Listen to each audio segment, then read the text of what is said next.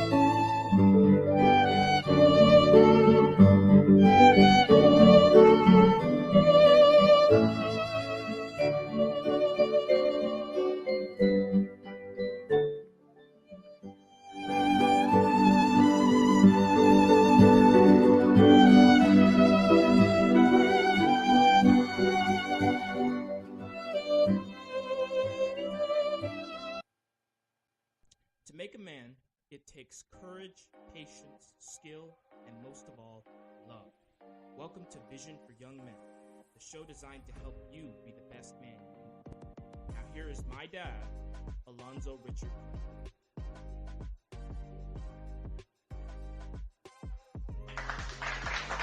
Well. Good evening, folks, and welcome to Vision for Young Men. I am your host, Alonzo Richard Fleming. Thank you, Tommy, for that great announcement. I appreciate that, man. That's my boy there. Let me get back on here. I'm on camera now. Let's see here. I want to thank everybody that's joining in. You could have gone somewhere else today, but you decided to listen to me, and I appreciate it. Vision for Young Men is what we're offering today. old men too, young women, old women. We're calling it because we're coming at it from a more masculine standpoint than, trying to help ourselves. You know what I'm saying? So I appreciate you joining with me this evening. Got a pretty good show lined up for you today. Let me see. Let me stop this here. We got a pretty good show lined up for you today. I have a guest that's coming in, and I'm hoping that she comes in at 7:30 rather than 8 o'clock. That was a typo. Thank you, Latrice, for that. Letting me know that I had a typo. And sometimes I got to kind of get in a hurry because I'm getting off work and then I'm coming here and doing this and trying to get it together. And as you can see, my office is a mess behind me. But pay no attention to the man behind the curtain. Pay no attention to that man behind the curtain, that background, socks and shoes everywhere. Hey, I live here, okay? Listen, we got a good show for you this evening. But before we start, I want to remind you, ladies and gentlemen, that if you know of someone or if you are someone who might be in need or could benefit from tutoring, we are offering a tutoring service. We don't want our young people to get behind because you can catch up when you get behind, but why try to catch the horse after he's out of the barn when you can just basically have him intact in the barn? Brainstormforlife.com is the website I want you to go to. And there is a couple of links there. And if you know of a young person or people who could benefit from tutoring in mathematics and science, all the sciences, that includes physics and chemistry and biology. It includes physics and, well, that's my discipline, so you'll hear me say that all the time. However, mathematics, all levels of mathematics. Okay, let me see here. Just excuse me, people. I'm getting situations here and I'm going to have to. Okay, good. Got it. Thank you. Well, listen, if you know of someone or if you are someone who could benefit from mathematics tutoring and or science tutoring, one of the things that I want to get into the community is the use of the Texas Instruments technologies, because we just all of these space shuttles and rockets and things we're shooting off in the engineering, we're using a lot of the calculators, the high sophisticated calculators and things like that. And I am an expert in the use of those calculators. I can show your kid how to program them to master the math section on the ACT or SAT or the advanced placement calculus or the advanced placement chemistry. I can show them how to use the calculator functions in a proficient and professional and expert manner in order to master this. There's just no need for us always being behind. There's just no need. I taught my son Taurus calculus in the 5th grade. There's no need. And now this boy he's getting a double major, majoring in computer engineering and mathematics. Already has a job. He won't be graduating until the end of the year, but already has a job. They went into the college and Listen, there is no need for us to always be behind, playing catch up and needing special attention. Brainstormforlife.com is the website I want you to go to and check it out. Get some tutoring, set them up on the front end and not the back end. This Sunday in Sunday school, I will be delivering a message to Black pastors, bishops, teachers, reverends, civil rights leaders, community activists. A message to Black pastors, bishops, teachers, reverends, civil rights leaders, community activists. There's something that has been given to me that the people who actually listen to me in this program need to know. Now, I know that you think that your bishop got it and your pastor has it.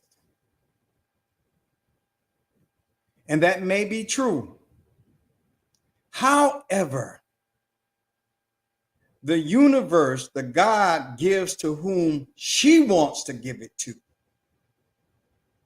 And your organization is not necessarily the arbiter of truth in terms of we got it.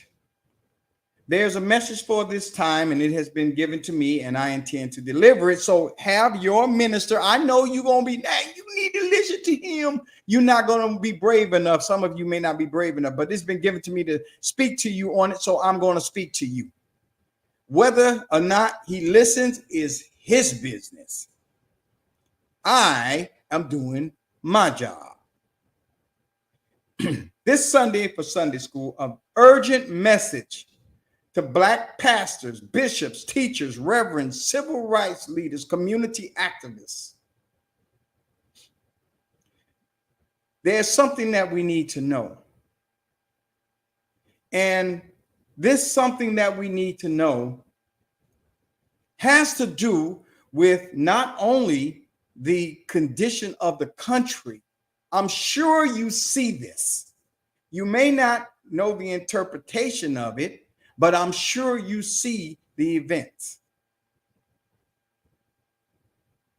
Well, I just happen to have been one who studied, took the time, sought the God, asked for the words,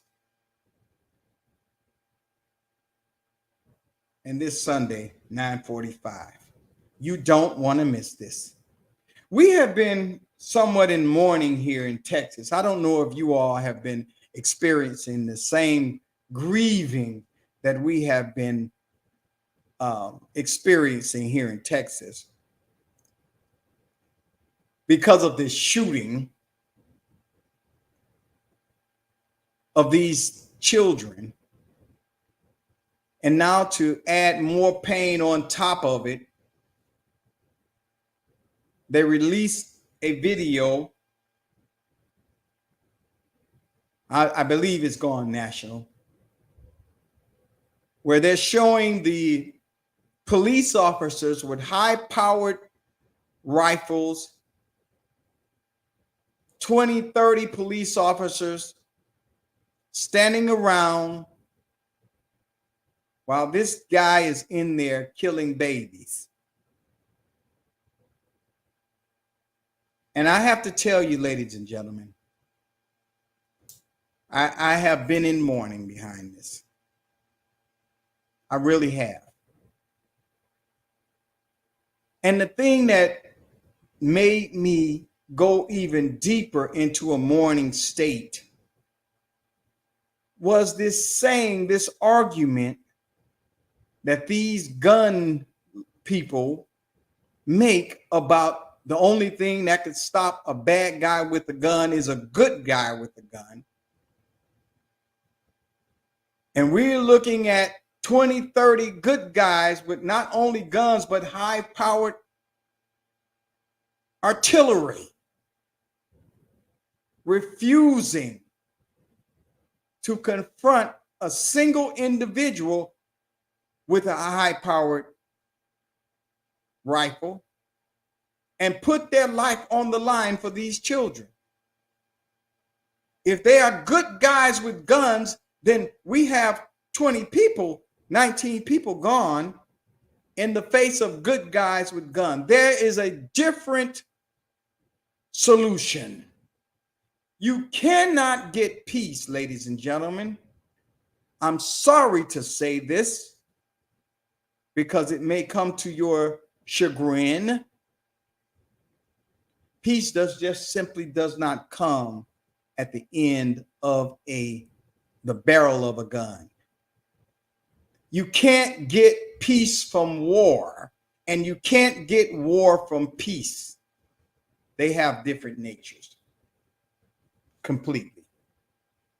This evening's program, I want to talk a little bit to you today on a couple of subjects. One has to do with inner peace for single parents.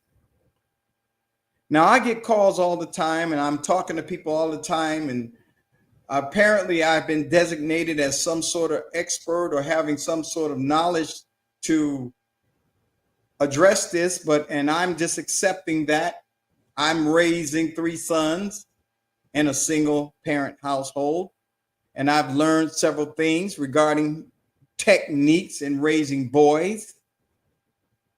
And even when I was in a marital situation, I learned from that when we had when we had both parents in the home. So this one, the step that I want to talk about to start off is the inner peace for the single parent.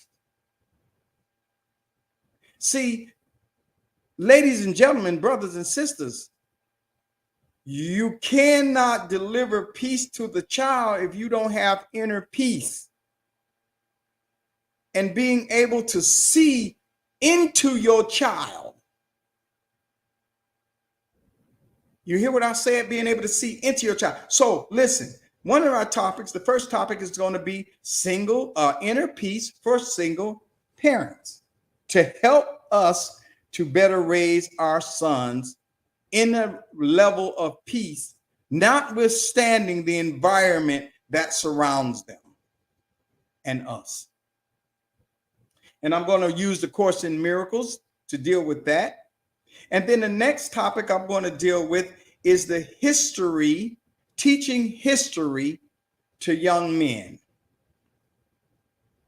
Show you some techniques that I have used and that I learned from study and observation on studying history, teaching history, to where it will develop self-confidence in your son.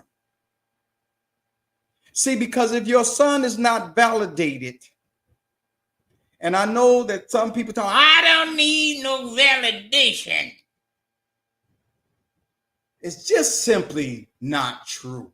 You don't in the highest level, because God, your creator, you're validated at that level. However, the time level, the experiential level, the level that we live on day to day, the Newtonian gravitational level. We're not going off into some world that we don't exist in day to day unless you're there, but teaching history in such a way that it will develop self-confidence.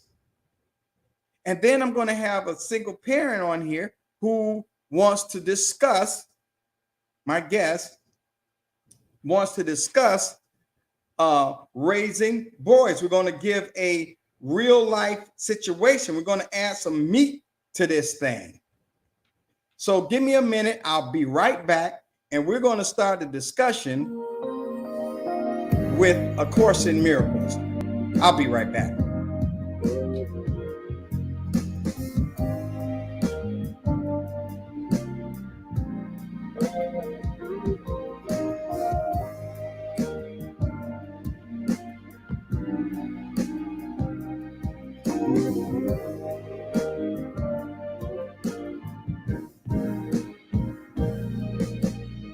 What's really important are the simple things.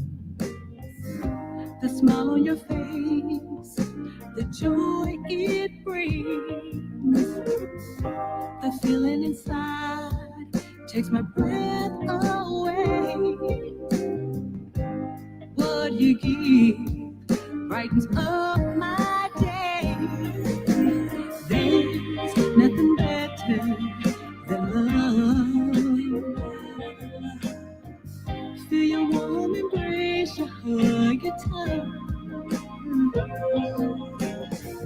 Never wanna imagine life without you.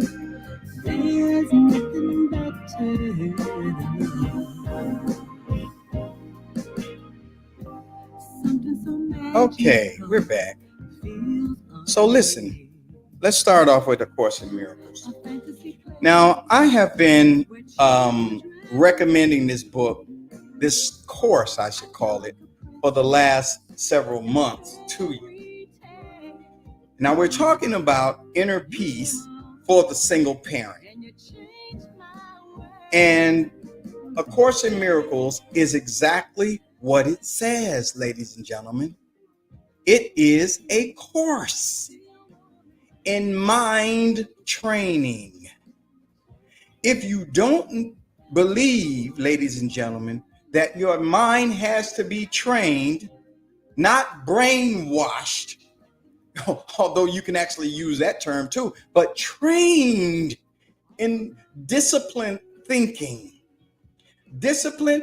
on multiple levels, using the African, since y'all want to talk about Africa, using the African concepts of correspondence, which is what Jesus used when he told parables. He went over to Egypt and learned the thinking of the ancients and came back and molded it, conformed it, what he learned, to his own people.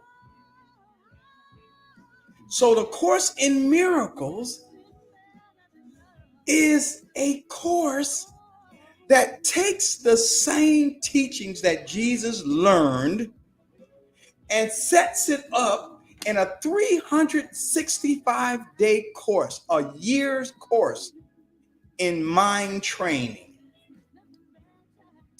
And I've been suggesting this to the pastors, to the ministers, to everybody that listens to me. I'm here to tell you the things you see in me, the miracles that you see me doing. It would be nice for me to be able to run around talking, yeah, I'm the man. But I'm here to tell you, your thinking really is that powerful. It really is that powerful. And A Course in Miracles helps you to come in contact with the same thinking, gives you practice that the same teachings, the same thinking that Jesus used. Now listen, I'm going to, I know who I'm talking to.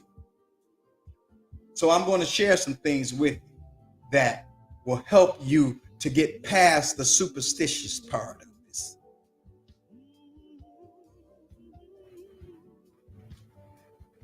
There is a story in the Bible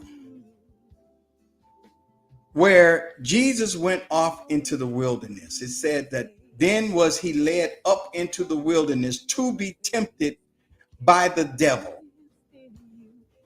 And if you pay close attention to this story, you will notice certain things that he was tempted with. And you will notice a thread in all of the temptations.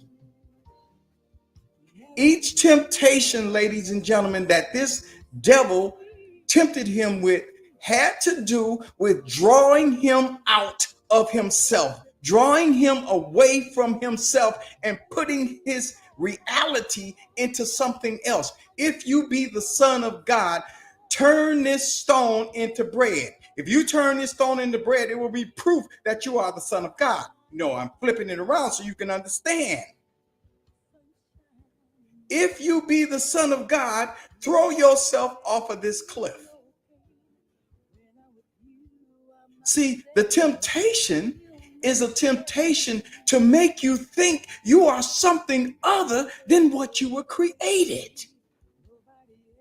That is the only temptation. To separate you from your essence. This is the only temptation that you ever encounter.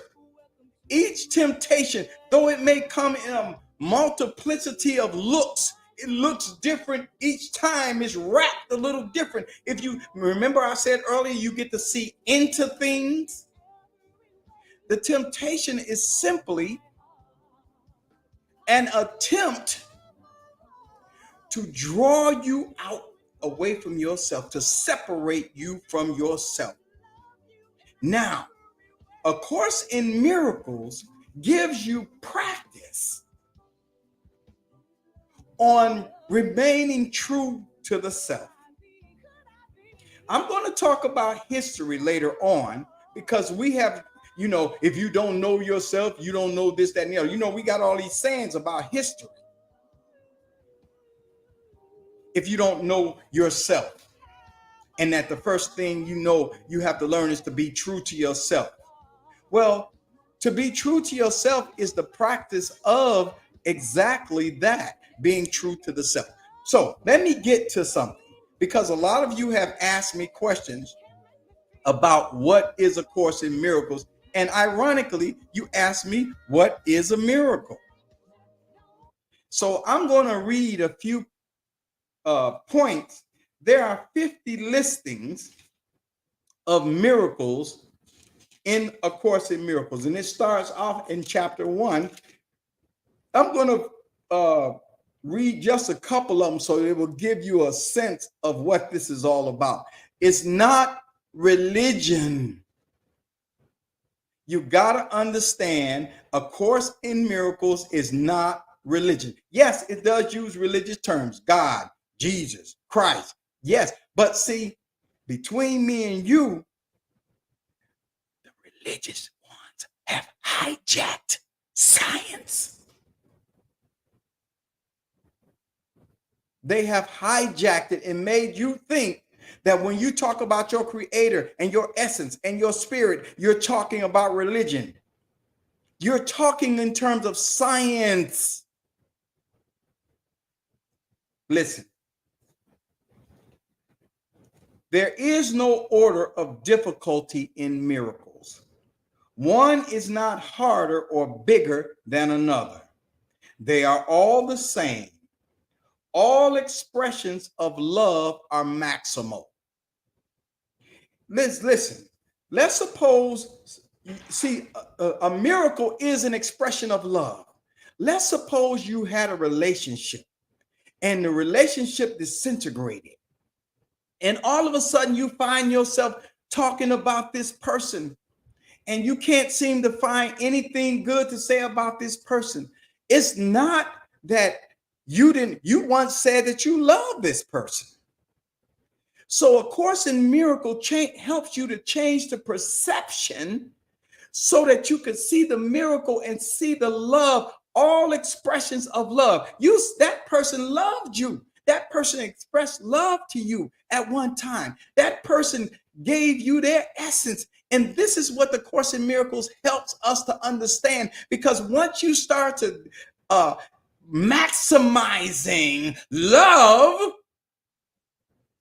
then all of a sudden the things that made the person so bad disappear. It's really fascinating. So there is no order of difficulty in miracles. All expressions of love are maximal. I'm just skipping through here. Miracles are natural.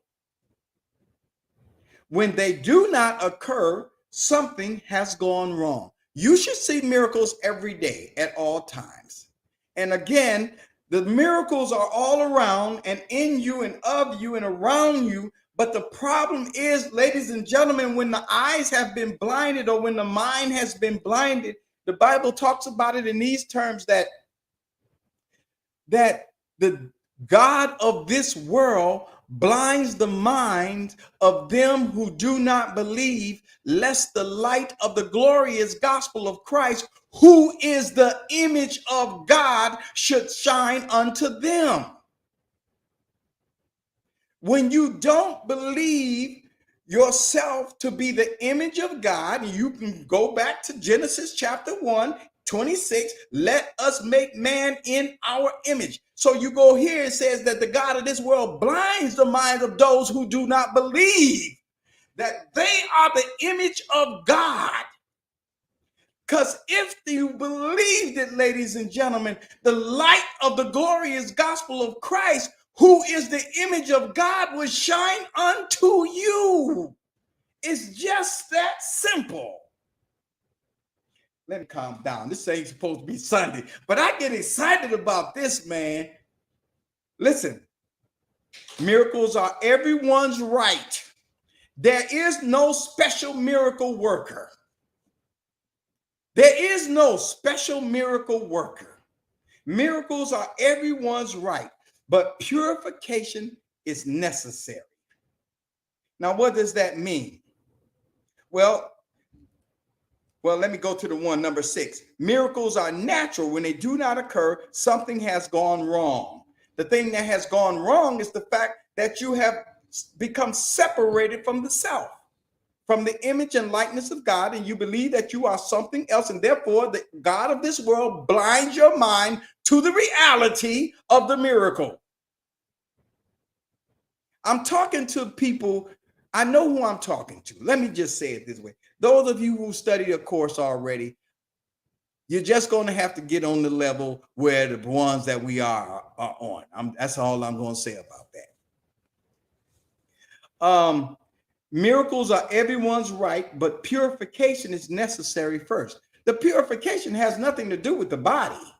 The purification has not, I don't drink, I don't smoke, I don't chase women, I don't commit adultery, I don't commit fornication.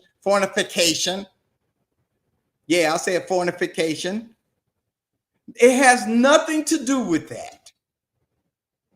The purification is the purification of the mind and making the mind accessible to the spirit, which is your natural connection. It's not a special connection. Connection to spirit is natural. And like in John chapter 1, for those of you who know the Bible, and I speak to these terms, it talks about the same light that lights every man that comes into the world. There's no special man, baby. Ain't nobody special. There's nobody that's got access to more than what you have, except that they decided to look.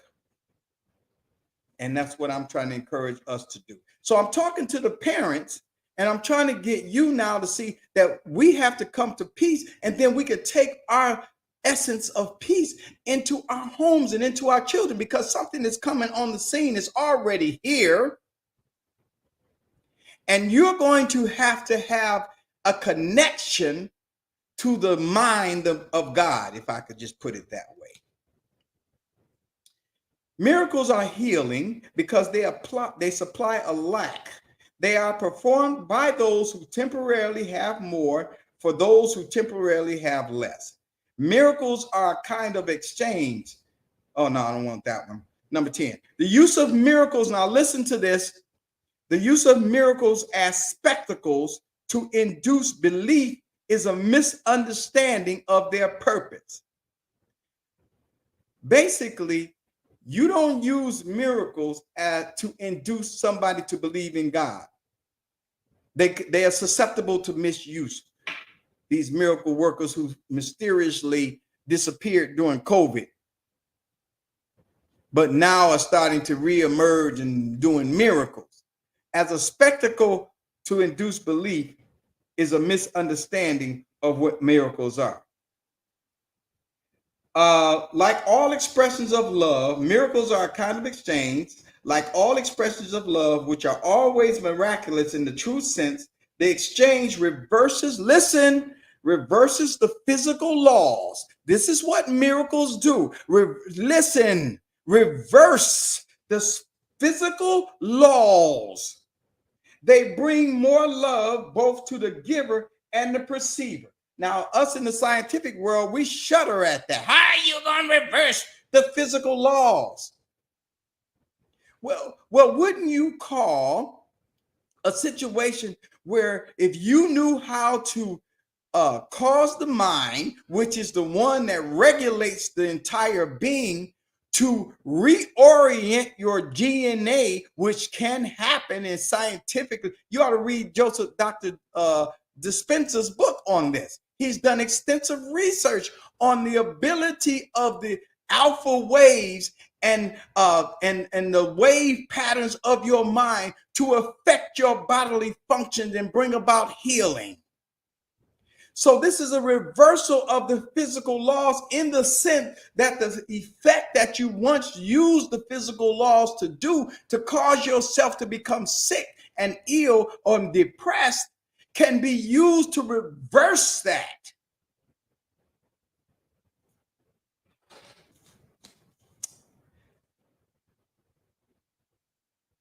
The use of miracles as spectacles to induce belief is a misunderstanding.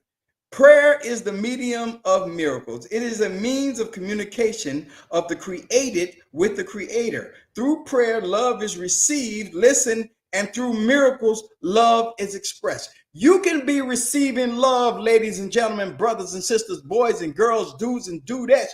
You can be receiving love and not be aware of it. And because you are not aware of the love that you are receiving, but you want the love to be packaged in a way that you think is going to come in, but you steadily talking to God, Lord, send me some love. You don't know that you're receiving love.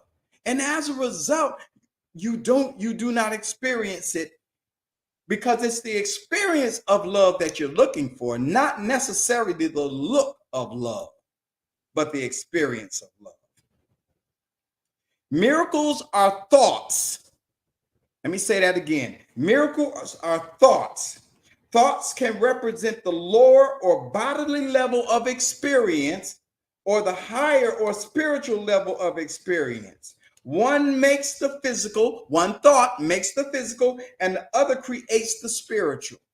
So the miracle can be used to affect your physical experience as well as your spiritual experience. One is using on the level of the physical, you're able to make a glass, make a microphone. The other is creative force, where you literally create, bringing something from nothing, if you will. And I know that's kind of not antiquated, but kind of on a lower kind of level of expressing that. Miracles, listen, miracles represent brother, miracles represent freedom from fear. Atoning means undoing. The undoing of fear is an essential part of the atonement value of miracles. This in the Black community cannot be stressed enough. If you constantly are in a state of fear, yet you churched and you mocked and you go into the temples, but your community is in a constant state of fear. And then I'm reading here, miracles represent freedom from fear, and atoning means undoing. The undoing of fear is an essential part of the atonement value of miracles. Then there's something that has gone wrong. The miracle that causes us to undo fear is not operating. And if you remember, I read earlier, it says if miracles are not occurring, something has gone wrong. And this is why I got to speak to you, pastors, bishops, preachers, teachers, evangelists, sisters, Sunday, because something has gone wrong. And it don't matter how loud you pray, and if you left on a Honda, come back on a Celica, it doesn't matter. You can drown yourself in a baptism and say Jesus all you want, but if fear is dominating your community, something has gone wrong if we're saying that the miracle undoes fear or undoes fear. So, of course, in miracles, ladies and gentlemen, now I come across hard, and I understand that. But the God knows us. The God knows us. If I come across, ooh, you wouldn't get that. I come across in a masculine manner because of the energy of masculinity that's necessary in our community, and that's what's been given to me to do.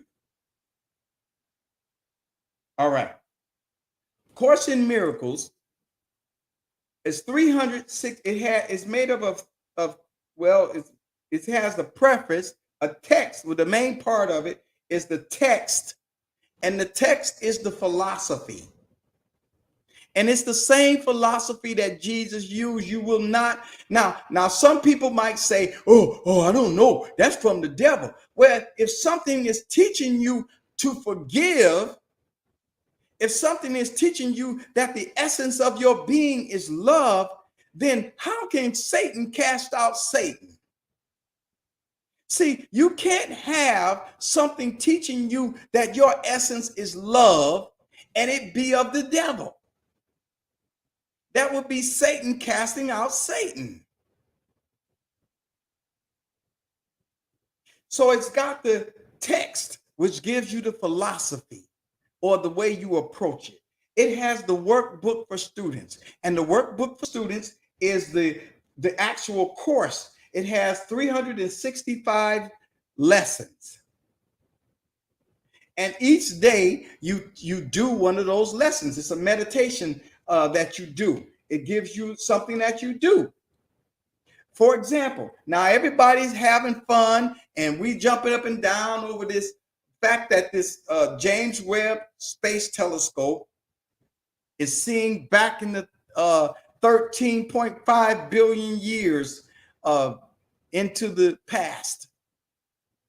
And it's an actual time machine, because it's taking the light that you're looking at from those stars 13.5 billion years. I think that's the distance that they saw. Now, by the way, a light year is a distance.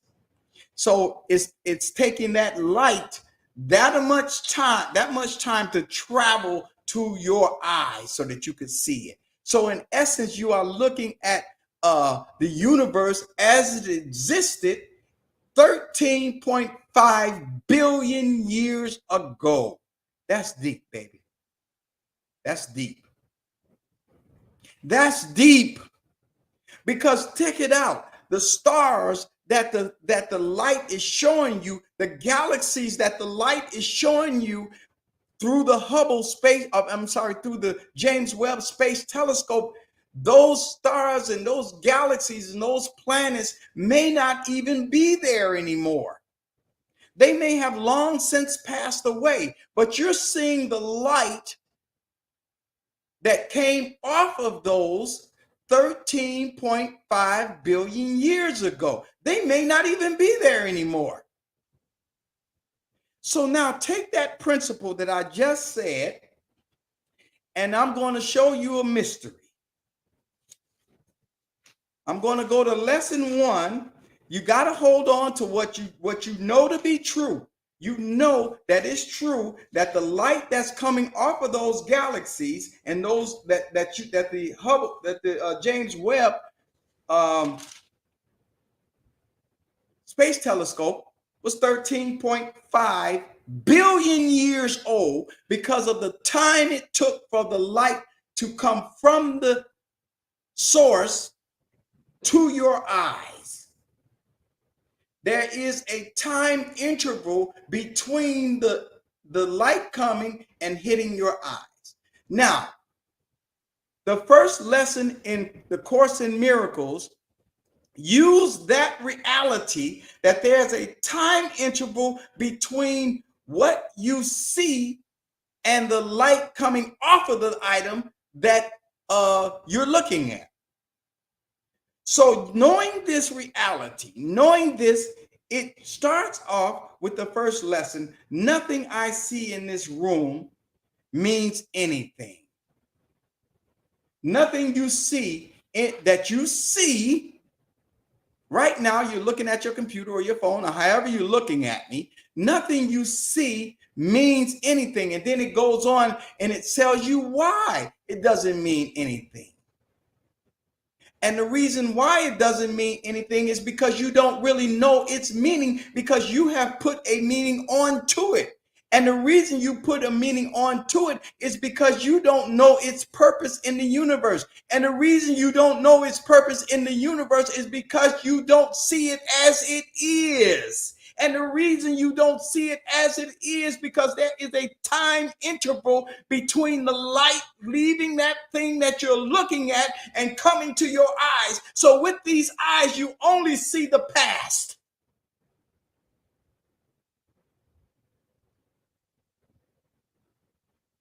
This is the mentality that the ancient Egyptians used, brothers and sisters. They understood something that we have thrown out.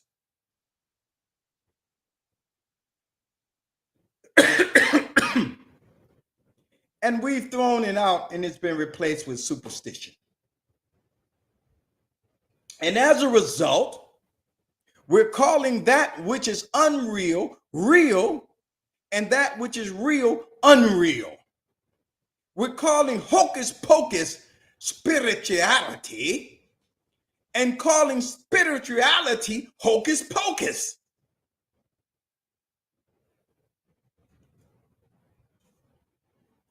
You put the meaning on everything. And with this power of being able to do that, what would you see? What would you want to see?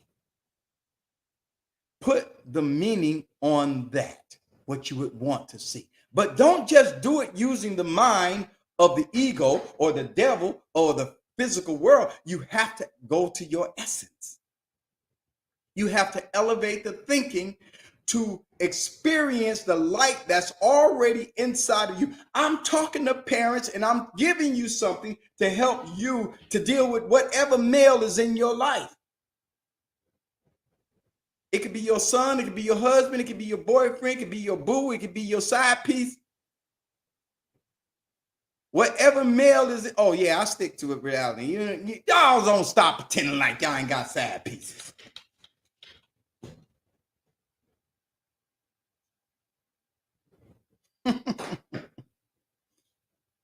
Listen, brothers and sisters.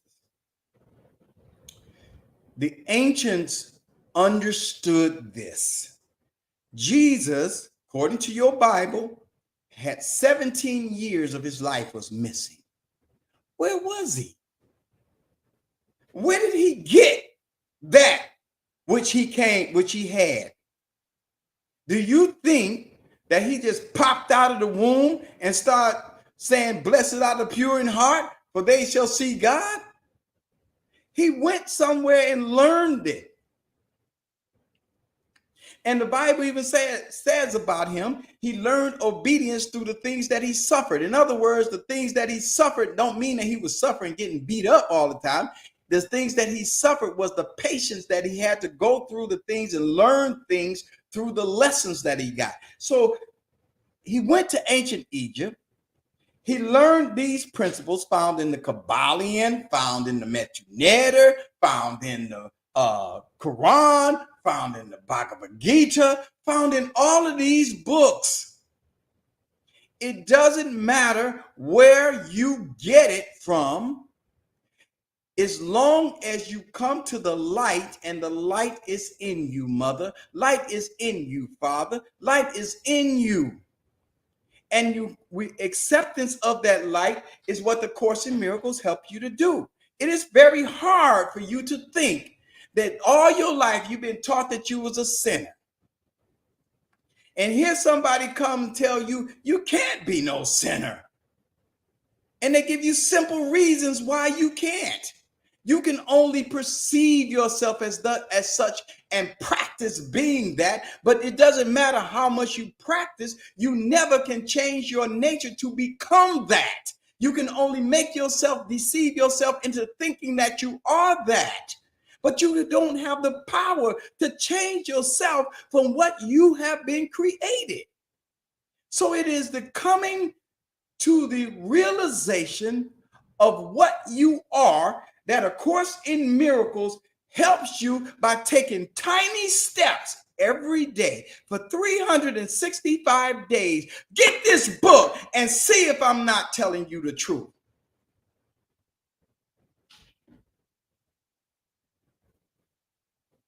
Tiny steps every day.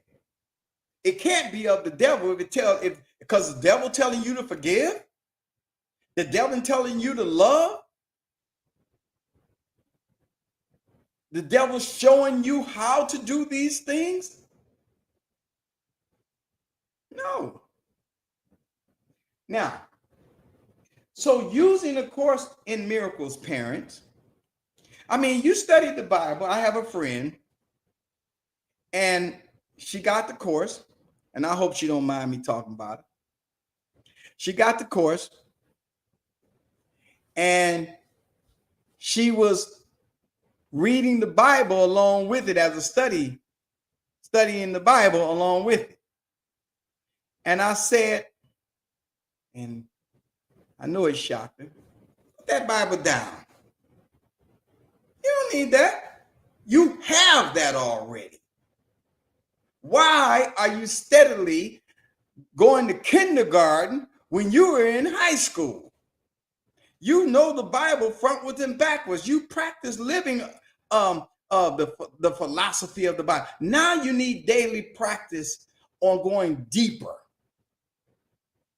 and what it means, because we know, listen, I used to work for this attorney doing research, and this attorney specialized in resolving church splits. And he made buku dollars resolving church splits. He was the mediator, because churches split like crazy in the black community, and y'all know it do. It's a church on every corner, 2-3 churches on next door to each other, and none of them fellowship with each other. And we telling you that the whole problem is the problem of separation. And the problem of separation comes from the idea that you are a sinner.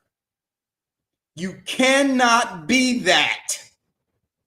If you can change yourself, or if someone else has the power to change you from what God made you, and the only way you could be a sinner if it's God or your creator is a sinner. If you have that power to change yourself from what you was created, then let me see you change yourself into a dog. You can study a dog all you want.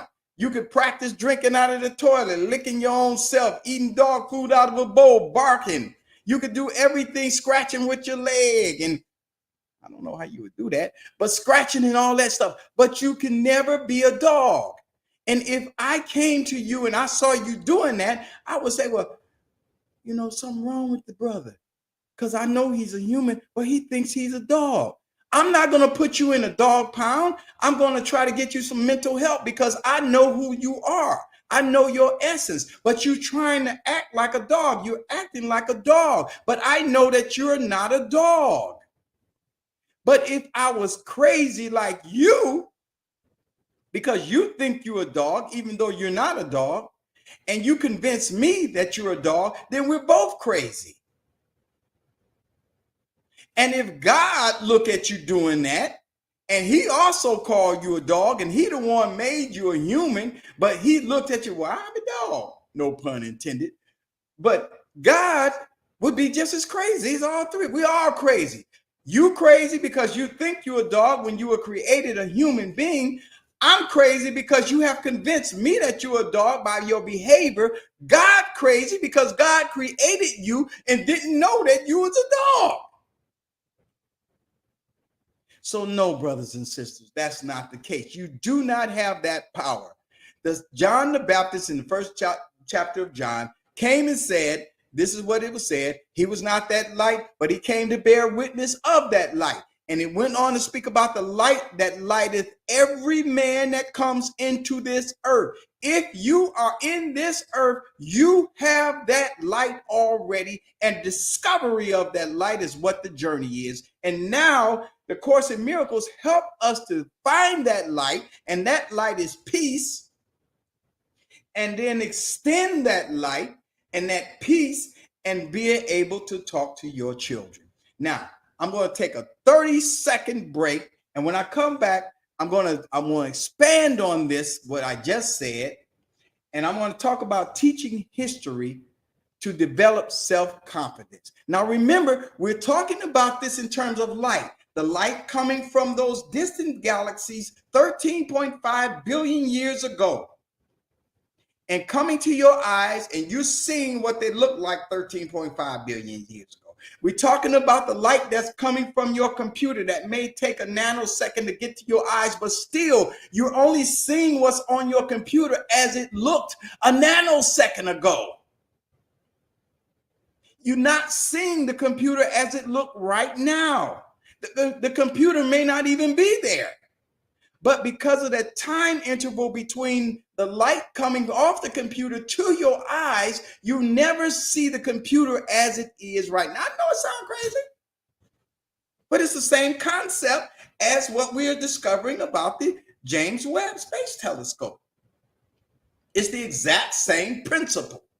You can use the principle of correspondence to reason from the small to the large, or from the large to the small. It's very easy. Listen, I'm going to take about a 30-second break, and then I'm going to come back, and then we're going to get into this teaching history to build confidence. Stay with me now. Don't go away. I'll be right back.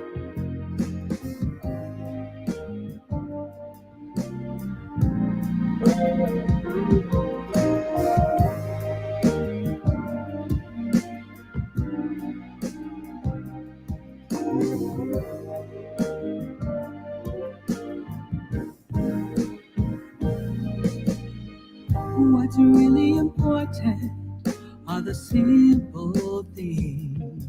The smile on your face, the joy it brings, the feeling inside takes my breath away. Now,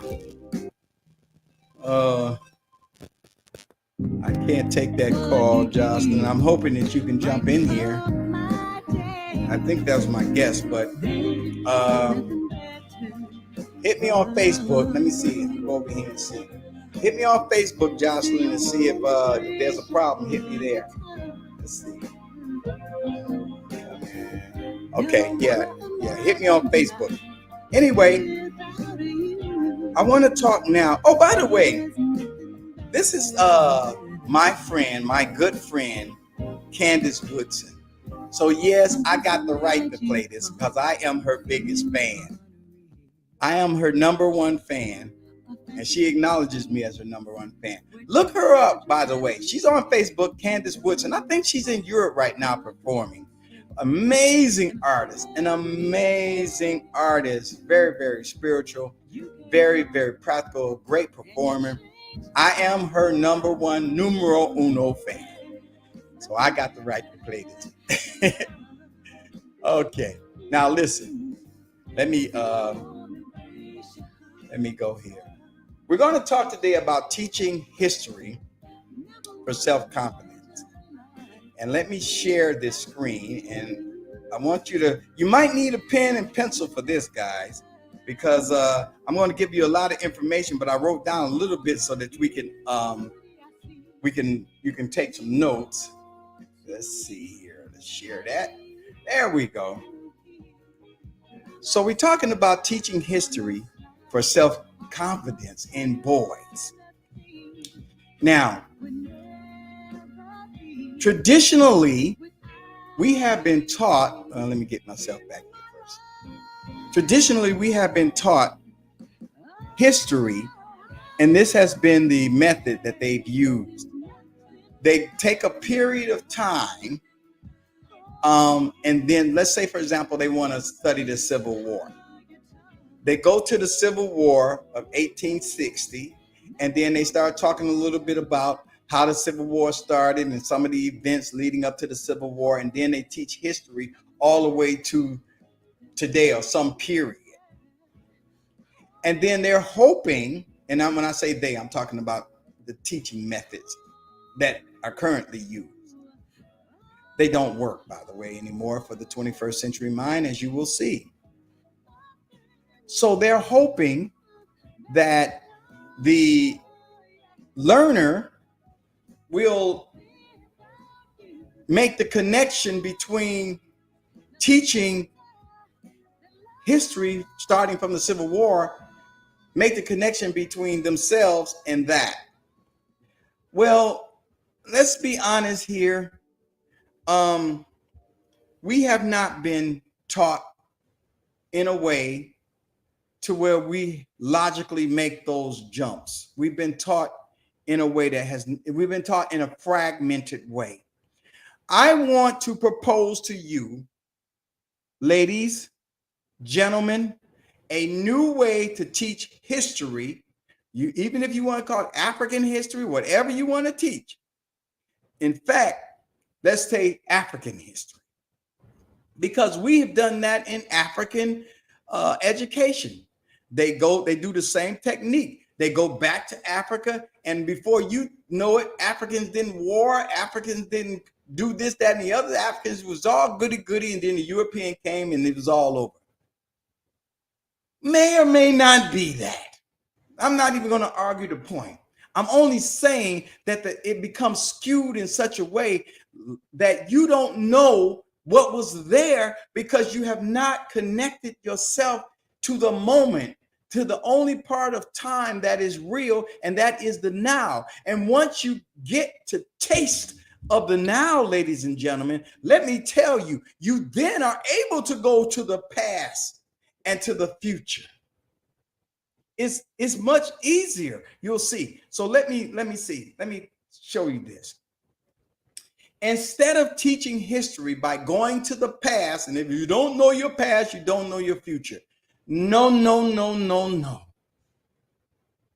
Now, I know some of you history teachers have fallen over in your chairs, but you'll be all right. No.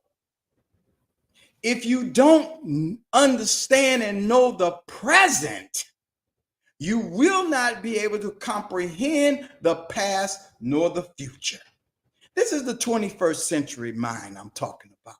The one that's coming on the scene now, that's going to be necessary to replace the world that you see and I see passing from the scene. Let me go to the clips and show you what I'm talking about. Now, we're getting a history lesson here. Teaching history for self-confidence. Confidence comes from accomplishment. I teach the boys this all the time. And accomplishment comes as a result of how you think. See, if you do not believe in the self, it really means you don't know the self. But the confidence you will not have in order to, as a result, your accomplishments will not come. And as a result of that, you will not have confidence in yourself. And as a result of that, not having confidence, you're constantly depending on other men to do what you can do for yourself. You're constantly depending on your brother to do for you what you can do for yourself. There are basics that needs to be done by each society, each group of people. There are basic preparation. The Honorable Elijah Muhammad, in a message to the black man in America, talked about that we have not been made fit for civilization. And what did he mean by that? We are not doing the basics necessary to call ourselves civilized. And well, I go to work, I feed my family, I take care of it. Now, I'm not talking about that. I'm talking about based on your historical reference, where you are, you don't know how you got here. And so you can't go back into history because your memory has been knocked out. So it doesn't matter how much you try to study the past. There is something that you can study so that you can understand what the past is. And we can make ourselves fit for civilization. And I know that might sound offensive because we want to pretend like we got it going on. In reality, we know we don't. Because every time a white man make a mistake and tell the truth, we silence him. He know what he made. So when he tell the truth on us, because he know what he made of us. My former wife was having a hard time in college some years back. And she came home and she said to me, I can't get this. I don't know. Maybe we are inferior.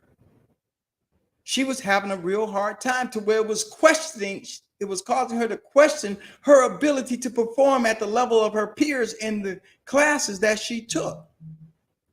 And so I said, the best way to find out is to be honest with yourself and compete.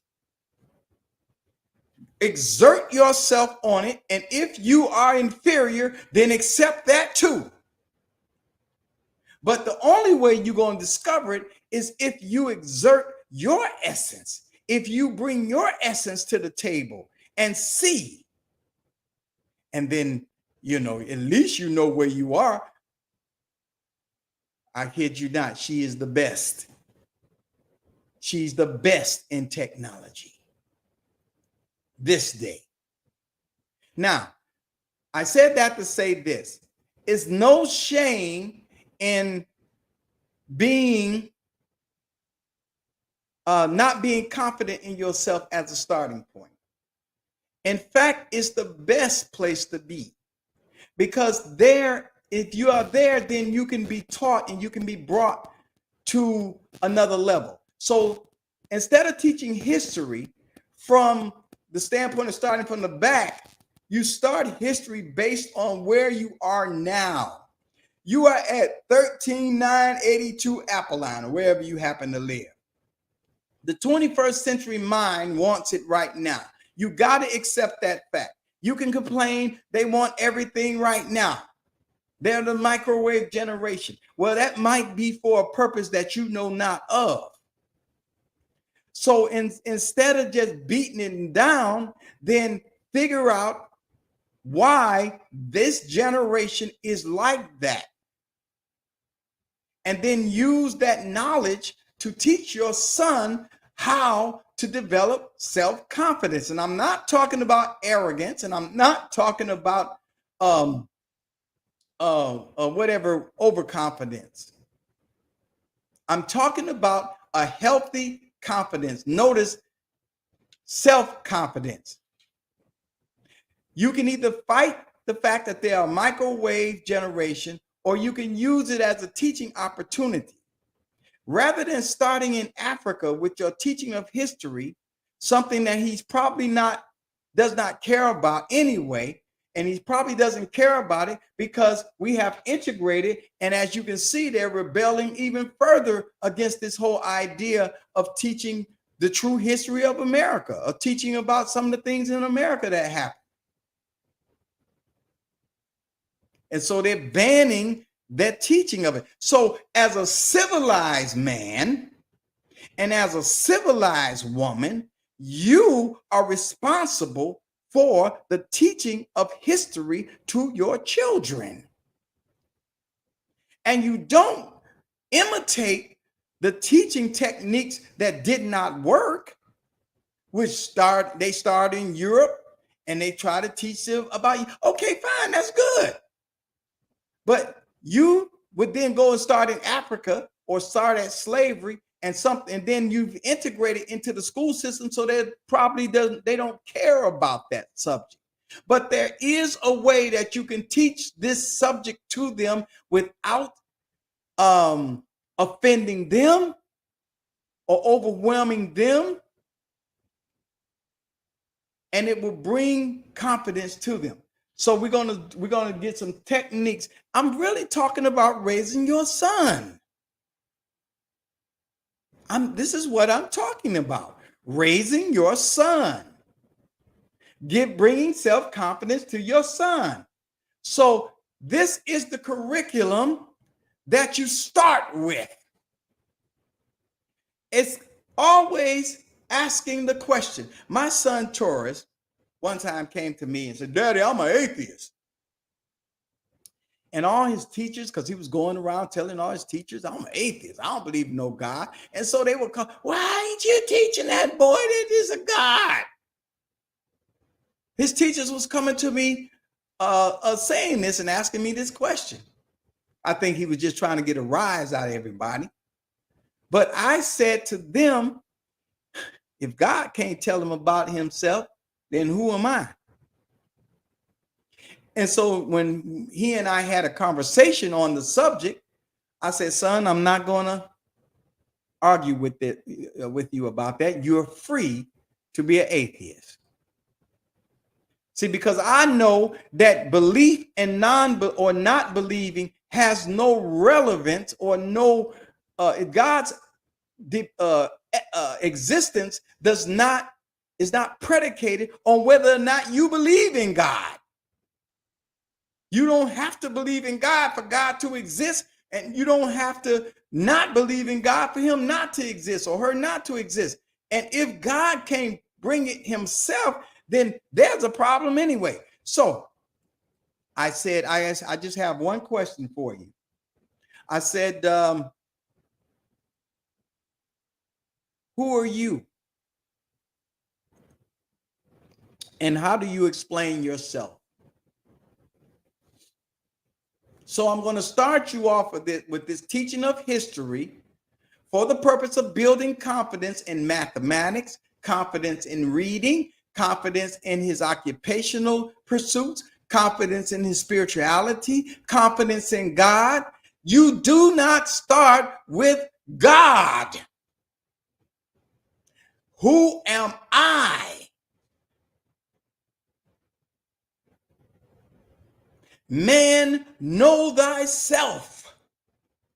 This is the primary question that the black man has never been allowed to ask. This is the primary question that is always covered up by the society because of the fear factor. And that's why I got you reading the Course in Miracles, because the idea, remember, I told you that Jesus was only tempted with the going away from himself. And so the world draws you away from yourself. And if you're a black man in this world, its only objective concerning you is to draw you away from yourself. When you are drawn away from yourself, you have no idea of your essence, of your power, of your connection to, I don't care because you go to church and speak in tongues. If you are not standing toe to toe with your brother on this planet and able to function on equal terms with your brother on this planet, don't matter, you baptized in Jesus' name, filled with the Holy Ghost, got Jesus on your side and running for your life. It doesn't matter, because your experience does not validate your philosophy. So who am I is the question. So we start where you are right now, where you think you are. What's your address?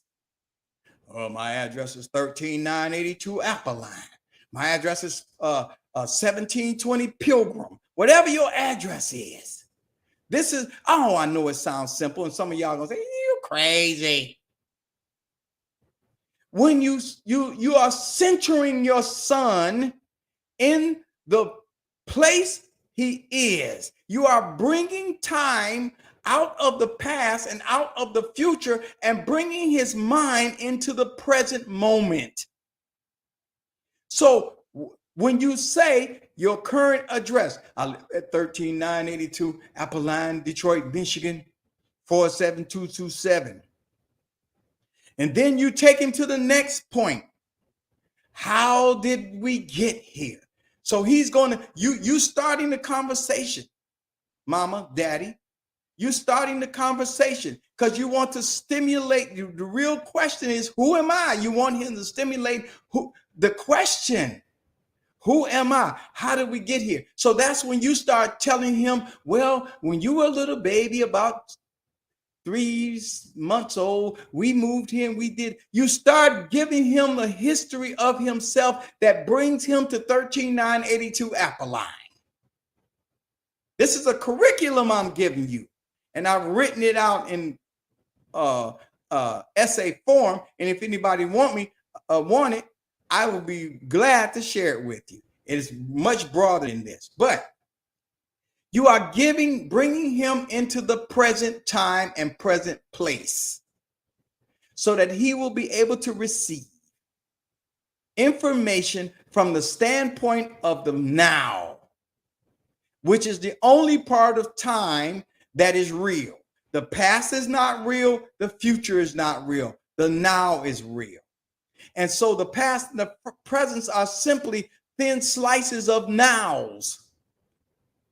So then the second thing you want to do, which is another reason you need the Course in Miracles, is his siblings. And yes, I got these misspellings. Okay, I see it. His siblings. I was telling a friend of mine, I said, the higher I got in mathematics, the worse my spelling became. Because you start using so many letters and stuff to as a designation for things that is for some reason, you start using letters, and as a result, it has an effect on your spelling. And my spell check is not much better. It's not much help for me. Anyway, so his siblings. Now you go into his siblings, and this is the difficult part if you don't have a methodology for your own thinking, because some things are going to come up that are unpleasant. But mama, if you or daddy, if you are comfortable in your own self, you could speak to your son and help him. Talk about the siblings. Do siblings have the same mother and father? Let's suppose he's got 3 people in the house, and maybe mama and daddy is not together anymore. And if mama and daddy is together, it's still good. It's still okay too. It works there too. But let's suppose mama and daddy are together. There are a number of scenarios that you can come up with, but this point here works no matter what the scenario is.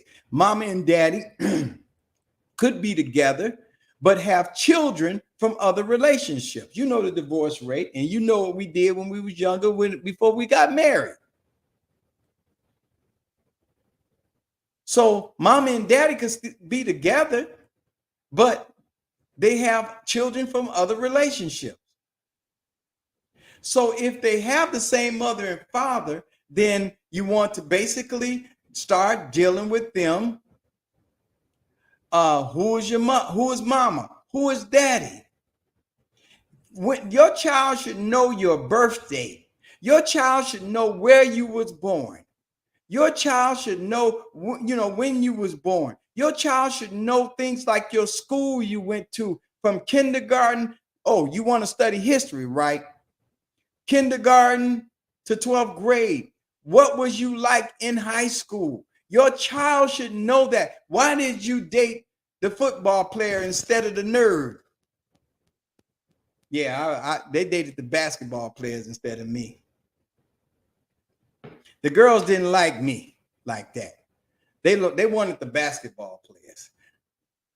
A side story I'll tell you. I'll never forget. I wanted to try out for the basketball team. And I go to the tryouts. There was this guy, light skin, big afro, just he was the man. This man couldn't shoot a lick, but he had already made the varsity basketball team. And I'm sitting there waiting for my turn to go out and show what I could do, for the coaches to take a look at me. This man, he would dribble the ball down the court, shoot the ball. Before the ball even went in, he would turn around and he was trotting back on the other side of the court. Meanwhile, the ball bouncing around all over the court and everybody trying to get the rebound. He couldn't shoot worth a lick. But because he was so cute, all the girls, woo, they're falling all out in the bleachers because of this guy. It discouraged me. I never tried out for the basketball team. I don't know. I could have been the next Michael Jordan. I could have been the next Michael Jordan, but I never tried out. Do you see? If your confidence is not in your essence, then some of the greatest would-be greatest may not make it. And not to say I would be greatest, whatever, but I just made that point to say this. The confidence comes from this type of stuff. Do the siblings have the same mother and father? If not, start with his mother and father. So let's say little Johnny does not have the same mother and father as his brother. You know, let's suppose all of the kids live with mommy, and Johnny doesn't have the same father as the other two kids. Well, what you want to do is start with his father. You start with yourself, mother, and you start with your birthday, your high school, this, that, and the other, and then you start with his father. Why? You start telling him about his father. What drew you to his father? What was the thing that made his father the man that you decided to have him by? You might be mad at him now, but try to put yourself in the place of love. What was it that caused you to give yourself to this man and have a child by him? Give as much information as possible of his father, and then give him an assignment. Now, if you done beat his father up in his mind, or if he have hatred for his father as a result of his father not participating in his life, then don't you feed into that. You go to A Course in Miracles and go to the higher levels. And you teach the boy the fact that regardless of how he feels about this man, this is the man that he got his body from. This man participated in that. And see, we're talking about building civilizations. And when our ancestors first came out of slavery, I guess my guest in coming on here. Let me see. Where are you, Jocelyn? I had a guest. She's supposed to be here, but she ain't here. Okay. Give me just a second, people. Just a second. Let me see what's happening here. Oh, I sent you the link. I sent you the link in your Facebook. Look in Messenger. And I also texted to you. Okay. All right. Now listen. We're talking about building a civilization. As one civilization declines, another one comes up. And if you do not have mechanisms to develop a civilization, you go down. Your civilization, what you had does not survive. It's just the truth.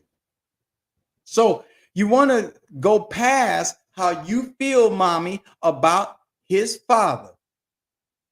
You want to go past, and you can do that by focusing your attention on the love you had for that man. You see, remember I read in the Course in Miracles, the meaning of miracles, and the Course in Miracles number 5, I believe it was, it says that that all expressions of love are maximal. It means that the time that you did love that man, it had maximum benefit. So you can take the love part that you have. You take the love. Forgiveness is simply remembering all the loving thoughts that you had and all the loving thoughts that you gave and all the loving thoughts that you received. I see you, Jocelyn. That is the meaning of miracles or forgiveness. You zero your mind in on the loving thoughts. Do you think that I'm a single father because we was all lovey-dovey, and as the lovey-doveyness caused this divorce and separation? No. But I focused my mind on the love. I ignored the problems that was separation, because the separation causes you to leave your essence. So, Jocelyn, give me 5 more minutes, honey, and I'll be there. So you teach him about his father, and then you give him an assignment to find out about his father. He goes to his father and daddy. Who is your parents? Tell me about granddaddy. Tell me about grandmother. What kind of brothers and sisters they have? Do you see this? He learns as much as he can about as much as possible about his father because he's learning about himself. Find out who the grands are on both parents. And then you move from that point to him gathering the same information for all his siblings, whether they have the same father or not. Because it's going to be a little painful, but this is where the course comes in at. And this is where, though I walk through the valley of the shadow of death, I shall fear no evil, for thou art with me. See, that's when this stuff, you can put meat on the bones then. It's meat on the bones. When you use those scriptures to really bring it home, and you can use, you don't need that stuff when you ain't in no trouble or pain. You need it when you're in pain. Listen, I'm about to bring my friend on this thing because I done babbled enough and I done said what I said. And let me see. Jocelyn Charles is my friend.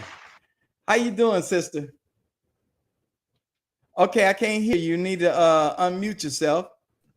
There we Are you go. there? Good evening. I'm well. I've been enjoying the show. I didn't know where the link was, but thank you. Okay, well, I sent it to you on the okay, well, you got it and you're here. Amen. All right. So Jocelyn, tell us a little bit about yourself. And now, ladies and gentlemen, first I want to say I said she can be anonymous or she could come in and be, let you see her. She chose to come in and let you see her. So we're going to talk about, she has a son, and we've talked, and we're going to talk about it. She may share some sensitive things with you on some techniques or some things or issues. And then what we will do, we will see if we can apply some of our techniques found in the course and in the Bible and in the Quran to develop strategies. Maybe you're dealing with some of the same things that Jocelyn is dealing with. Tell us a little bit about yourself. Well, thank you. Again, my name is Jocelyn Charles, and I am a single mother, and I have two children, a 16-year-old daughter and a 18-year-old son. I am divorced. And to stay on topic with what you're sharing, both of my children are from were produced from my marriage. So to fast forward things, I had no problems with my son, raising him, getting through elementary, middle school, and those first couple of years of high school, really the first few years. But his senior year of all years, there was a breakdown, and he really has not recovered from that. Got through graduation, we did all of those things, but I still see a residue on him where his motivation has dropped, and he's taken us a little while getting back into gear.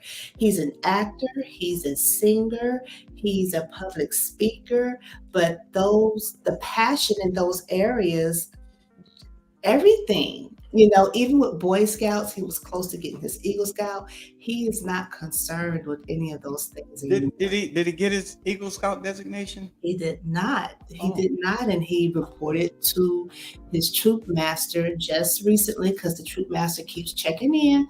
He just let him know he wasn't interested in, what can you do at 18? You can't. They're not 5 anymore, so you can't hold their hand and walk them through it. And, I've leaned on you and asked for advice, and basically you just let me know to just let him be, because he's figuring out some things about himself, or he's trying to. I really like the exercise you just had on the screen. It is very basic, but it's important. How many times I can't tell you that I have visited that in quite some time. My son doesn't know my great grandparents' names, Right. things like that. Right. So that really got my attention. That exercise, and I definitely will implement that. I know your program is about boys. I will definitely share that with my daughter as well. Right. Right. That She feels it wasn't limited to crime boys on that. investigation, those type of things anyway. But yes, I will definitely share that. I think that is great exercise for both genders. Well, let me ask you, Jocelyn. Now, just to kind of eliminate some things, could you attribute his sudden decrease in interest to the COVID virus and some social things that might be going on? Yes, I would definitely contribute some of that to COVID. He was isolated and cut off, and from being an actor, from being center stage. Center stage is his home. It was always his Mhm. home. And then when that was cut off and the praises diminished because he wasn't performing, Right. I think that did something to him. He always, not say struggled, but you, it's not the same when I'm a 70s baby. So, we Right. had friends, we hung out, we went Right. so Right. in his generation, in his age group, they don't have that. They don't do it. Right. They do not have that. But I noticed he longed for that. He would ask me a lot about my childhood. He hears a lot about my stories and how my friends and I hung out. And he sees me now. I have a good balance when it Right. comes to friends and family and fun. And Mhm. so he sees me today, and Yes. he doesn't have it, and so I think that bothers him a lot, Mhm. and absolutely So let me ask you this. Okay, so then some of the techniques that I had spoken to you on had to do, well, this is before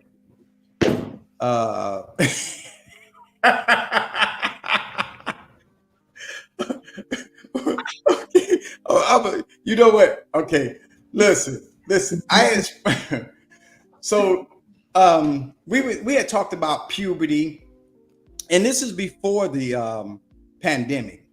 A lot of times the ladies don't recognize what's happening to young men as they're going through puberty, which is about 8.5, 9 years old, all the way up to about 19 in some cases.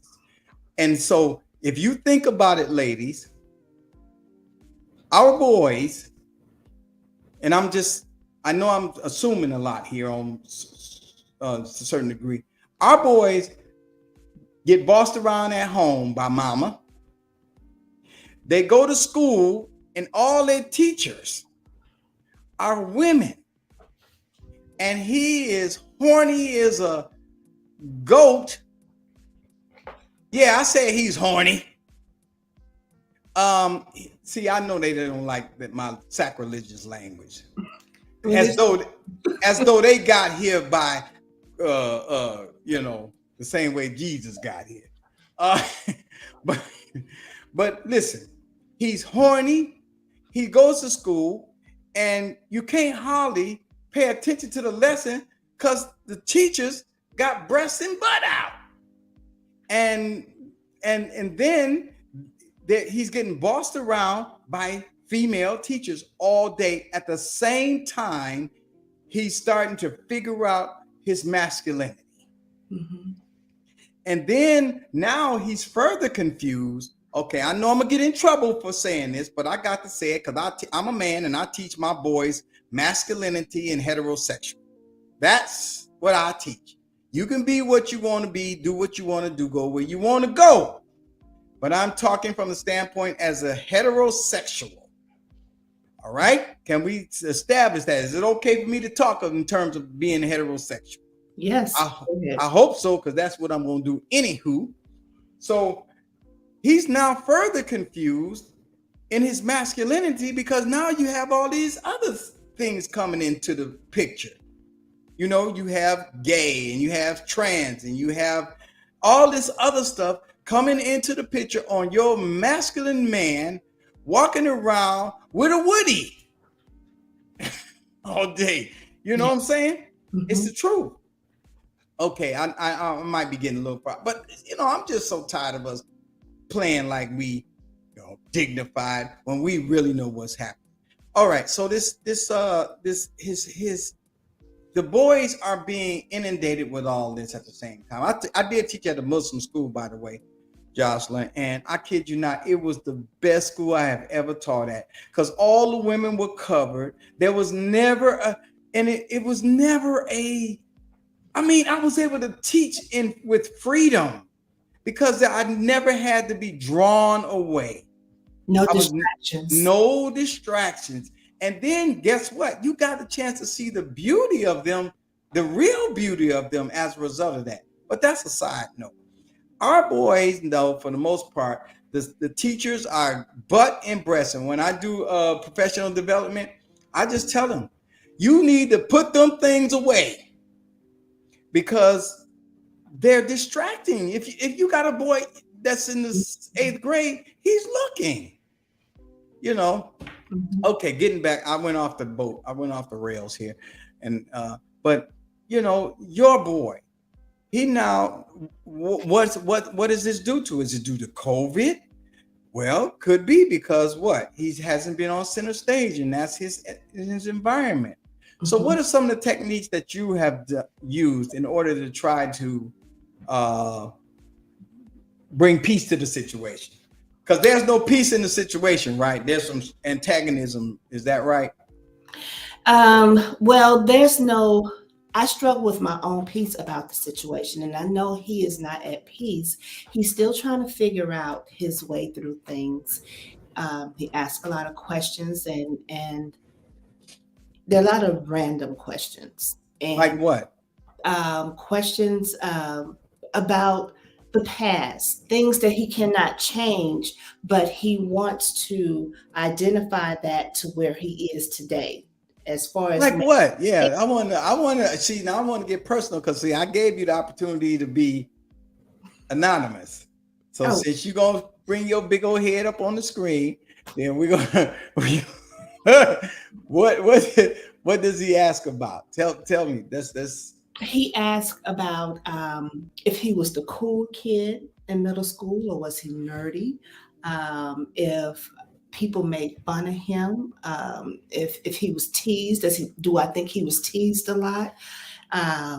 Did he come from the hood, or things of that nature? Things that initially I thought, does the answer make a difference? Where are you going? I wanted him to look forward and look ahead and to embrace the good things about himself, to embrace the things that he's accomplished, and in accomplishing those things, the character it helped develop. Yes.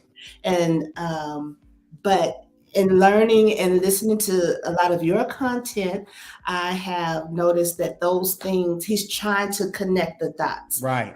He's struggling in his identity. Right. The essence of the masculine is knowledge. See? And so a lot of times as a female, and if you're raising them without a male in the picture, then he has no way of getting knowledge from the same spirit.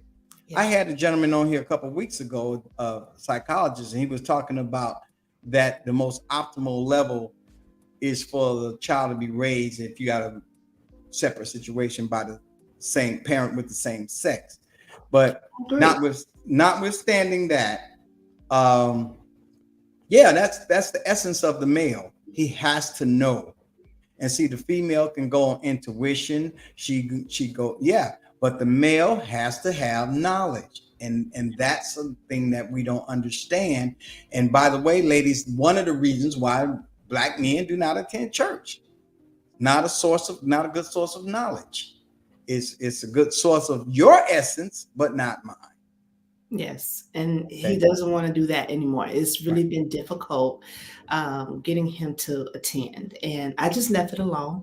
Right. I left it alone the entire senior year. I stayed out of his ear as much as possible, but stayed Right. present, stayed alert, and just watched him and let him know that I'm here whenever you need me. But I did quiet down, and I did that intentionally because I knew that it wasn't helping. Now you're a student of A Course in Miracles. Has A Course in Miracles helped you at all with this It's with your helped me. strategy? Yes, it Mhm. helped me because I realized that I needed to go to another level for my own self identity. I Mhm. definitely was seeking something more. You made a great point when you said that, we've been in church all our lives. We know the concepts of living a Christian life and knowing the word and knowing scriptures. We've done all of that. Yeah. But for me, it was something more that I needed. And Hmm. so what the course has done for me is have a better understanding of myself, and it has peeled back layers. It's an elevated view into who you are, into who Yeah. I am.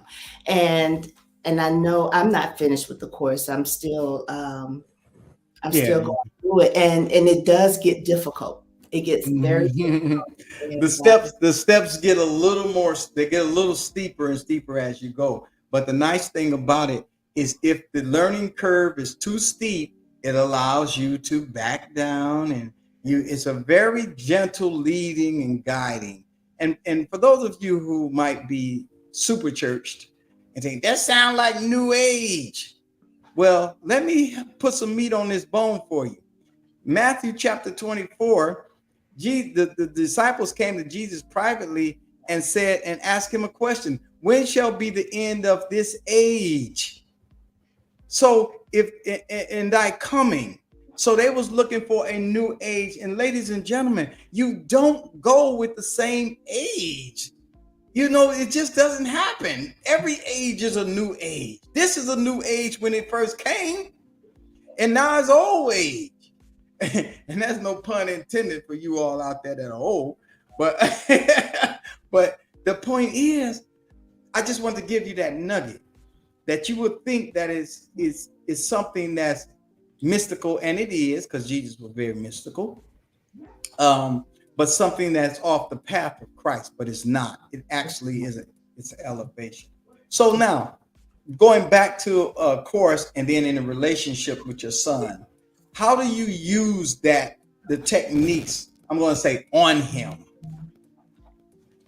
Or do you? Or have you learned yet? You don't have to. no, I don't think I directly use the techniques on him. I focus more on me. I'm all about me right now, but I know that he will be affected through that because, Yes. and so I don't try to put any of that off on him. I'm just focusing on me when it comes to the course, but I know it touches all areas of my life. Yes. And Mhm. so he's one area of your life, and it Absolutely. touches him. Right. Mhm. Okay. So now, have you seen any improvement in I'm saying improvement as a result of this? You backed off. You're not as boisterous, because I remember you used to say, he's screaming, you screaming, and all this kind of stuff. Um, Go ahead. Were you going to say something to that? No, no, Okay. answer your question. As the technique of backing off a little bit and letting him be, have you seen an effect of that? Yes, there is a calmness and a peace in the house, which I always thought was there, but it's even deeper. And so that's the beauty of it. That's a beautiful part of the strangeness that's going on with him. Yes, We're not at each other, and we haven't been for that's many months. beautiful. For many months, so that is a good thing. And Hmm. so the way we communicate, we're always peaceful with one another. Yeah, And I'm that on general terms, but there's no more bickering, fussing, and fighting. right. I know this is a process. I know it is a journey. And I do have faith and believe that he will get past this hurdle. It's just hard as a parent Yes. and as a mother. Let me first say that I never prided myself behind saying I'm a single mom. I never really used it as a crutch. Hmm. And And so it's been a very humbling 10 months, or 10 to 12 months. And so I just had to watch him, and I forgot the point I was going to make, but it's just been a very humbling 10 to 12 months. Yes. Mhm. Yes. Okay. So now, do you still go to church? I do. Okay. I don't go as often as I used to. And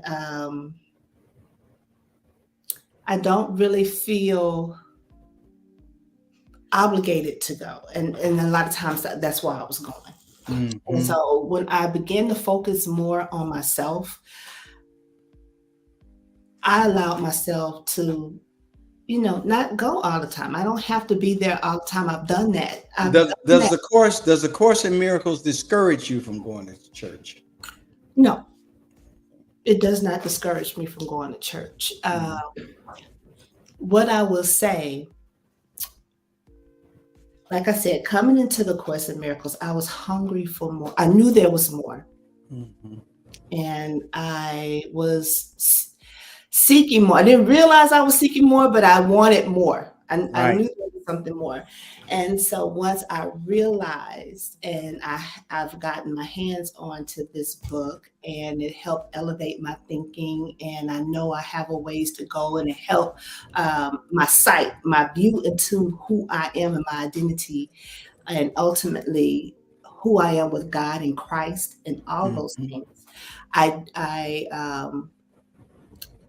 Some things have just become clearer. The vision has become clearer from Yes. a church standpoint. Yes. So I love the fellowship In the and church. word. I Fellowship in the love church. the In the word. people. I Mhm. love, I love all of that. And Yes. I don't feel it necessary to be there every Sunday like I used to be. Yes. I used to think, okay, the church is not going to survive if I'm not at church, Mhm. because I serve a lot and I still serve, but I have decreased on how often I go. Right. And then you talked about it in terms of a obligatory kind of thing rather than a freedom kind of thing. You were going out of obligation and stuff. Right. Yeah, and that's the same thing that happened to me. I was going out of obligation. And I still tithe, even though I know I don't have to. See, it's still there. In fact, It's it's in you. more. It's a part of you. Yes, exactly. It's Mhm. part of, yeah. And see what we're talking about, ladies and gentlemen, and this is in all seriousness, is a civilization. A civilization is not an accident and is not beyond you, but it is expected of you, because God has given you all things pertaining to life and godliness, which is the same thing in my view. But the point is, He has equipped all of us.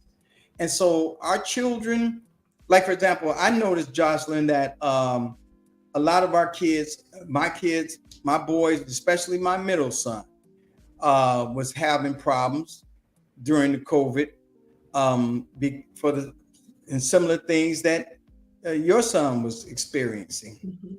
And he was not wanting to do anything. He didn't want to. He's a natural physicist, does experiments naturally on his own. He has a question, he really pursues the research, and he has stopped for a while. And I was doing the same thing that you were doing. I was first coming at him because I had expectations of him. And do you know the expectations? You could tell me if you experienced this. The expectations was a comparison to other children. I didn't want him to be behind the other children.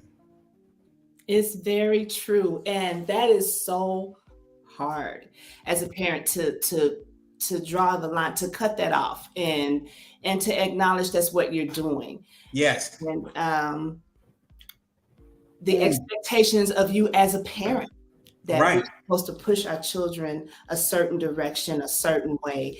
And I had to let my son know, just for an example, I had to let him know, I had to ask him, because his whole senior year, he was not showing up. He I was remember not showing you up when saying it came that. to Yeah. it. And I said, and he would talk about college every now and then, but not with an excitement, Excitement. not with Right. enthusiasm. It was just because that's what he thought he should do next, because that's what Right. our kids are told. That they're told that. and they're not interested. And see, again, this goes, ladies and gentlemen, into a real faith. This is where faith really is, because do you have the faith to believe that God is guiding this child too? Can you do that and be the one that just helps him get along where he's got to go? Or are you going to force him into a pocket, and then when our boys do go to college, they drop out?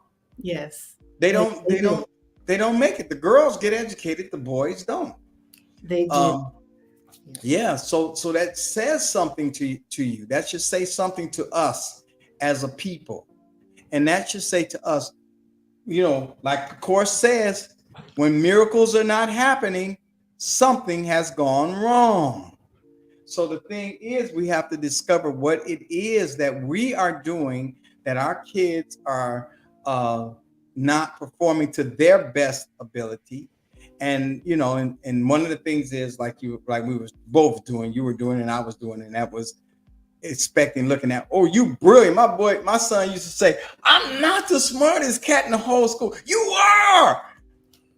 You're smarter than the teachers. You're smarter than God himself. This was my thing. Mm-hmm. You are the best. And my son was like, no, I'm not, Dad. And I had to come to terms with that fact that he didn't think that of himself, no matter how hard I pushed him. So I did hard. Excuse me. What makes it hard for the parents? Because we've had one way of thinking. Right. And we try to put that off on our children, and that's where the misunderstandings occur. Right. And then Jocelyn, and ladies and gentlemen, when you back off a little bit, he then has a chance to relax, and then come to the decision on his own. And that's the same way. That's a quick hint on how to get a good man. If you just constantly push at him, he's not going to perform. But if you just let him go, he'll just come to the decision on his own, make him think that he had this great idea. So I'm just that's just a side note for ladies. That's another show. But anyway, so how's your daughter doing overall with respect? Now, we talked about your son now. Mm-hmm. How is she doing in comparison? She's doing great. She's doing great. She just had her 16th birthday on Saturday. She didn't miss a beat during COVID. I didn't see any significant changes in her mood or her character going through COVID, coming out of COVID. I know we're on the back end. Some people say it's not over yet. No, she's doing phenomenal. This is her first summer at home with me. It's our first summer at home, all three of us together, period. And she is doing phenomenal. Well, listen, that's why the pastors need to listen to the Sunday school this Sunday. Incidentally, I'm just going to announce it again for those who just joined us. I'm going to be doing a lecture this Sunday, and it's a message to pastors, bishops, preachers, evangelists. If you in any kind of ministry or teaching, or there is something that was given to me that you need to hear. And as part of that, I want you to read Exodus, the book of Exodus, not in the Course in Miracles, but in the Bible. I want you to read the book of Exodus, chapter 1 through chapter 15, the story of the children of Israel leaving Egypt. Now, the reason I want you to read that, and the reason it came up to me just now, is because Jocelyn just talked about her daughter, and notice how easy it was. She's doing great. She's doing this. She's doing that. She didn't miss a beat. So and so and so and so. Quick conversation. But the boy, we got to analyze him and figure him all out. Let us deal with them wisely. This is what the Pharaoh said. Let us deal with them wisely. This is in the Bible. We got to destroy the boys and save the girls alive. And there's a reason why that.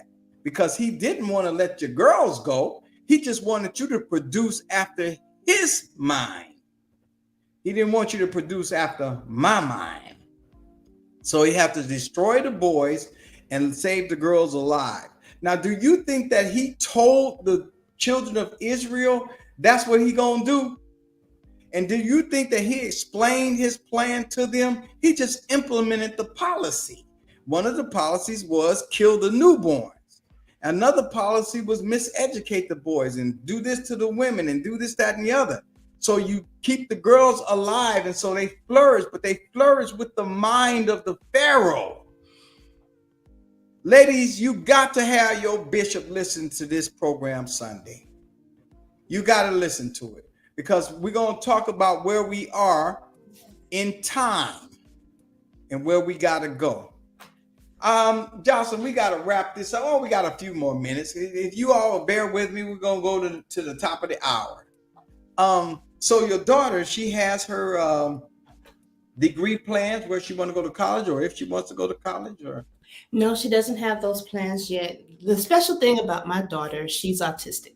Okay. High functioning. Right. She's verbal, knows arithmetic. She can read and write and all those things. And so she has to be guided in that direction. She shows me where her passion is. She loves making things. She likes to cook. She watches recipes all the time. So I see where her interest is. And she's a calendar person. So she keeps up with dates and all those things. So I'm just watching her and seeing how she gravitates to a certain area. So right now, no, there are no plans from her wishes of where she wants to go to college. Okay. And so basically the household, as a result of these techniques and an understanding of how to approach, and in fact, how to deal with Jocelyn, because see, that's what the course does. It points you inward, ladies and gentlemen. It doesn't point you outward, it points you inward. And as a result of, like for example, the course says that you never forgive somebody for his sins. You only forgive them for your sins. And that's a deep thing to think through. But still, once you come get at peace with yourself, you're able to extend that peace to your family. And I can say everyone, this. And everyone. Yes. Everyone. Because let's tell the audience about, I remember before you started studying the course, you were belly aching all the time about your job. and I'm going to kill them all. But now what's the situation? I'm at peace with the job. The job hasn't, and because of that, some things have gotten into a better place. Right. But basically, the job is still the job. It's still the same demand. It's still the same deadlines and unreasonable expectations, I would say. Yeah. But I just process it. I deal with it better. I do what I can, and I do the best that I can. And when I know that when I've done my best and I've had a productive day, I feel good about myself when I log out. Yes. So I log out and I walk away. So things have gotten much better for me as far as stress and how I process the stress, or not even accepting that as stress. It is what it is. It's going to be the same desk for the next person. And so I learned how to just deal with that much, much better. I'm way better off. No figuring about the job anymore. And that's beautiful, because you again, it changes your life, and it doesn't take away from the teaching that on Sunday. It just basically gives you practice on how to apply those teachings. It puts it at the forefront of your mind every day and all day, the teachings of Jesus. And those of you who have listened to me, you should notice that I quote out the Bible more than anything. So you should, it has not taken away from my study of the scriptures. Any last things you want to say, Miss Jocelyn? I just want to encourage everyone who has not picked up the book to don't be afraid of it. It's so we're stuck on the Bible because we know the doctrine, and this has been taught to us. We can pick it up and read it, but this A Course in Miracles help you understand yourself. It's not a doctrine that anyone else can teach you. It's a process, and it helps you think in such a way, and where the light bulb goes off, where your vision shifts, you just look deeper and you just go more inward. It's really hard for me to articulate it, but it's not, as you stated, it doesn't take away from the Bible at all. It has a lot of the same teachings Mhm. of Christ, and it helps you realize that Christ is in you. That's right. I love that part of learning and recognizing that. We always related Christ only to Jesus and Right. ourselves, and so that's Right. very key for me. Right. That the Christ is in you, and that Yep. is the hope of glory. Christ is in you, the hope of glory. I want to thank you for joining me on this program. Thank you for having me. And I want you to come back periodically, and let's do some other things too, okay? Okay. Talk about some other things. Thank you, Ms. Jocelyn Charles, for joining me on this program today, and I'll be talking to you soon. God bless you. Well, ladies and gentlemen, that's it for tonight. I'm going to, let me see, with 2 hours exactly, 2 hours and 43 seconds. Man, we hit that note really well. So join us Sunday, again, this Sunday. I have a message to pastors, bishops, teachers, elders, evangelists, and there's something that God gave me that has to be said. And it's not, I'm not going to beat you up, but there's something that you need to hear. Read Exodus chapter 1 through chapter 15. So I'm Dr. Fleming, and I am out of here, and I shall see you on. Oh, one other thing. Brainstormforlife.com. Brainstorm for Life. Get some tutoring when this school year starts. Don't get behind. Don't let your child get behind. Let's get on top of it in the beginning. God bless you. I'm out of here. I'll be there anyhow. I'll be there. Yes, I will. Say the thoughts I never felt true. A confident sound. It's effortless, not moving too soon. Let the dust settle down. With every word that floats right by, try to catch it with my hands. Feelings I don't recognize, it's out of my head. Just say that it's better now. Just say that it's better, yeah. I'll be there.